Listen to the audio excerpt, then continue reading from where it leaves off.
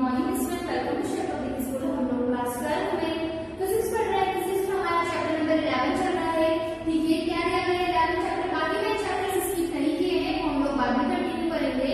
अभी मैंने chapter number 11 लिया है। ठीक है, चैप्टर नंबर 11 आपका है dual nature of radiation and matter. मतलब आपको ड्यूअल नेचर्स बताने हैं रेडिएशन और मैटर्स के बारे में। तो ये थोड़ा सा हम लोग इन्वेंशंस की बात कर लेते हैं कि किसने कौन सी चीजें इन्वेंट की है।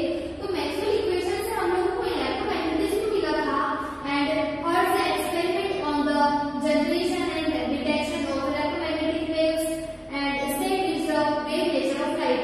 और जो हर्ट्ज थे हमको पता है उन्होंने फ्रीक्वेंसी का इन्वेंशन किया। फ्रीक्वेंसी की यूनिट्स हम लोग हर्ट्ज में ही लिखते हैं। तो हर्ट्ज ने जो एक्सपेरिमेंट किया और जनरेशन किया, उन्होंने डिटेक्शन किया इलेक्ट्रोमैग्नेटिक वेव्स का, तो उन्होंने वहां पर वेव नेचर जो लाइट का होता है वो एस्टेब्लिश किया। ठीक है, नेक्स्ट आपका डिस्कवरी देख लेते हैं हम लोग कि एक्स-रे की डिस्कवरी किसने की है। रेयॉन्टे ने एक्स-रे की डिस्कवरी की है। एंड इलेक्ट्रॉन जो है वो जे.जे. थॉमसन ने दिए थे, हम लोगों को पता ही है। Was important milestones in the understanding of atomic structure. उन्होंने काफी इंपॉर्टेंट हम लोगों को पॉइंट्स बताए जिससे हम लोग एटॉमिक स्ट्रक्चर्स को इजीली समझ सकें। American physician R.A. Millikan performed the oil drop experiment for the precision measurement of the charge of electrons। उन्होंने कुछ हम लोगों को ऑयल के ड्रॉप के बारे में मेजरमेंट बताया, एक्सपेरिमेंट किया उस पर, और उससे हम लोगों को चार्जेस का पता चला इलेक्ट्रॉन्स के। ठीक है, अब इलेक्ट्रॉन इमिशंस होता क्या है ये मैंने थोड़ा सा चीजें बताई है। इलेक्ट्रॉन इमिशंस होता क्या है। In a magnetic atomic outer motion, electrons are loose bound to the nucleus. When they are absorbed efficiently, energy and external source can be come out of the metal surface following other methods। आपने कभी metals को देखा होगा atomic, अगर हम लोग outer motion देखें metals के जो इलेक्ट्रॉन्स होते होंगे तो उनकी जो बॉन्डिंग होती है, उनमें जो जुड़ाव होता है, उनमें जो खिंचाव होता है वो बहुत ही कम होता है न्यूक्लियस में। तो इसी वजह से उसको हमने और वो क्या करते हैं, इसी वजह से जो एनर्जी होती है वो अब्सॉर्ब कर लेते हैं। जो एक्सटर्नल सोर्स होते हैं, जो भी उसके बाहरी सोर्स होते हैं, उनको वो अपनी जो एनर्जी उन्होंने अब्सॉर्ब की है वो उनको रिलीज कर देते हैं। अब उसकी कुछ मेथड्स होती है इलेक्ट्रॉन इमिशंस की। तो एक होती है आपको thermal emissions. By the suitably heating sufficient thermal energy can be important to the free electrons। यहाँ पर कुछ आपको इंपॉर्टेंट पॉइंट्स बताए गए जो कि फ्री इलेक्ट्रॉन्स के लिए काफी यूजफुल होते हैं। पहला आएगा फील्ड इमिशंस। अब नेक्स्ट है फिजिकल फील्ड इमिशंस। इसमें क्या होता है, हम लोग अप्लाई करते हैं बहुत ही स्ट्रॉन्ग इलेक्ट्रिक फील्ड, उसका जो ऑर्डर होता है वो होगा 10⁸ वोल्टेज पर metre to metal electrons can be pulled out the metal. ये क्या है, अपनी तरफ खींचने की कोशिश करते हैं मेटल से हमको। सेकेंडरी इमिशंस क्या होता है, fast moving electrons on collision with metal atoms, electrons transfer their magnetic energy। तो यहाँ पर सेकेंडरी इमिशंस हम लोगों को देखना है, जो फास्ट मूविंग इलेक्ट्रॉन्स होते हैं उनको जब हम कोलाइज करवाते हैं। ठीक है, कोलाइजन करवा के दो मेटल एटॉम्स का, तो वहां पर इलेक्ट्रॉन्स जो है वो जनरेट होते हैं, वो काइनेटिक एनर्जी जो है वो ट्रांसफर करते हैं। ठीक है, तो उस कंडीशन में ये हमारा सेकेंडरी इमिशन जो है वो होता है। नेक्स्ट आता है photo electric emissions. Important emissions है फोटो इलेक्ट्रिक इमिशंस। यहाँ भी क्या होगा, when light of suitable frequency illuminated a metal surface, electrons are emitted from the metal surface। यहाँ पर जब आपकी हम लोग लाइट की बात करें तो जो फ्रीक्वेंसी होती है लाइट की वो इल्यूमिनेट होती है, मतलब वो फैलना स्टार्ट करती है। तो जो सरफेस होती है उसमें इलेक्ट्रॉन्स जो वो भी इमिट होने लगते हैं, वो भी उसमें बिखरने लगते हैं। तो यहाँ पर वो जो केसेस हो रहा है, जो लाइट का जो फैलाव हो रहा है उसको हम लोग क्या बोल रहे हैं, फोटो इलेक्ट्रॉन इमिशंस। अब हम लोग इसको थोड़ा सा और डिटेल में पढ़ने की कोशिश करते हैं। जरा देखिए यहाँ पर फोटो इलेक्ट्रिक इमिशंस ये क्या है। ठीक है, तो यहाँ पर आपको दिया गया है the phenomena of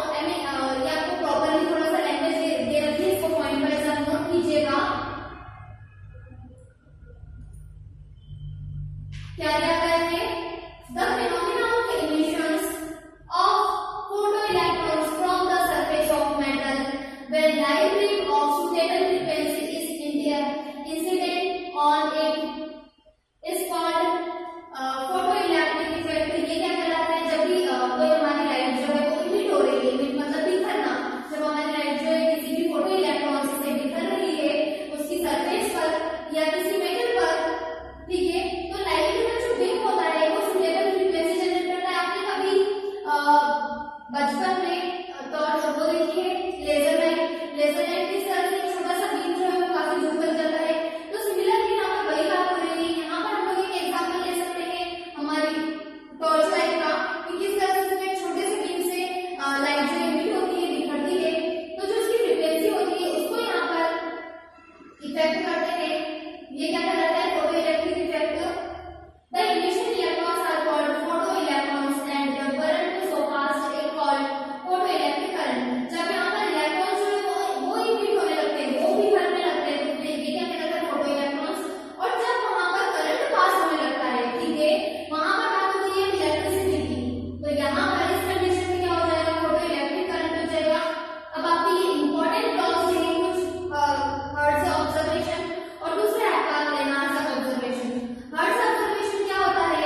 the phenomena of photo electrons emissions was discovered in 1887 by Heinrich Hertz during the electromagnetic wave experiment. In this experimental investigation on the production of electromagnetic waves by means of a spark across the detector tube were enhanced when the emitters plate was illuminated by ultraviolet light from the arc lamp। यहाँ पर experiment आपको पूरा बताया गया है, ये मैं आपको डायग्राम के थ्रू समझाती हूँ। ये देखिए यहाँ पर कुछ एक्सपेरिमेंट है। यहाँ पर इन्होंने एक मीटर रखा है, अमीटर ने यहाँ पर इन्होंने बैटरी रखी है और यहाँ पर करंट जो है पास हो रहा है। ये अमीटर प्लेट है, इमिशन प्लेट है, मतलब यहाँ से आपका जो ट्यूब है इसमें लाइट जो है वो एल्यूमिनेट हो रही है, बिखर रही है। और यहाँ पर हमने एक कलेक्टर लगा रखा है, ठीक है, कलेक्टर प्लेट लगा रखी है। तो यहाँ पर एक्सपेरिमेंट देखिए क्या दिया गया है। William Lach is the photoelectric effect is details and evaluate the glass tube with the two zinc plate as electrodes। यहाँ पर साइड में दो zinc plate लगा रखे हैं इवोल्यूट के लिए। और आप इसका ऑब्जर्वेशन देखते हैं when the ultraviolet radiation where, ये आपको डायग्राम बनाना है और उसके बाद जो है फोटो इलेक्ट्रिक आपको समझाना है, वो आपको थोड़ा सा ध्यान में रखना है किस तरह से आपकी फ्रीक्वेंसी जो है वो इंडिकेट करता है। तो यहाँ आप देखिएगा नेक्स्ट हर्ट्ज फिनोमेना सिमिलरली वही वर्क कर रहा है। क्या करा गया है? उन्होंने डिस्कवर किया इसको 1867 में। तो यहाँ पर आपको दिया गया है हर्ट्ज ऑब्जर्वेशन। हर्ट्ज ऑब्जर्वेशन में क्या दिया गया है कि जो इलेक्ट्रॉन एमिशंस होते हैं वो डिस्कवर्ड किए हैं फोटो इलेक्ट्रॉन एमिशंस 1867 में, ठीक है, किसने? हाइनरिच हर्ट्ज ने। और कब? जब उन्होंने इलेक्ट्रोमैग्नेटिक वेव पर एक्सपेरिमेंट किया था, तभी उन्होंने इस चीज का भी इन्वेंशन किया। और जो प्रोडक्ट होता है इलेक्ट्रोमैग्नेटिक वेव्स का by means of spark across the detector group, दो डिटेक्टर ग्रुप होते हैं उसके बीच में अगर स्पार्क हो रहा है तो वहां पर उन्होंने इस तरह से मेजरमेंट किया था इलेक्ट्रोमैग्नेटिक वेव का। when the emitter plate was illuminated by ultraviolet light from in arc lamp। अब इन्होंने क्या किया कि वो जो प्लेट थी उसको इन्होंने थोड़ा सा और इन्वेंट कर दिया और वहां पर इसको अल्ट्रावायलेट लाइट और आर्क लैंप में इन्होंने इसको थोड़ा सा चेंज कर दिया, ठीक है।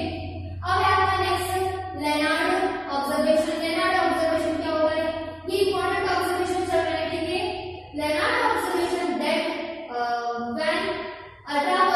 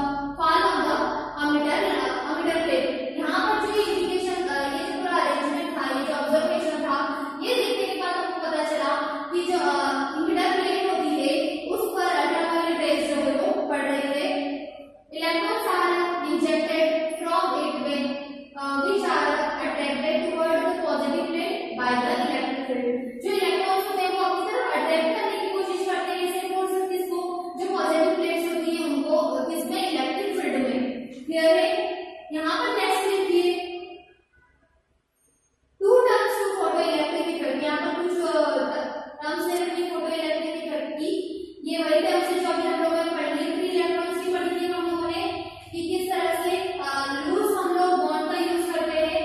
दूसरा यहाँ पर इलेक्ट्रोनेगेशंस की, इलेक्ट्रॉन्स की जो सरफेस मैग्नेटिक सरफेस होती है उस पे इलेक्ट्रॉन्स जो है पड़ते हैं।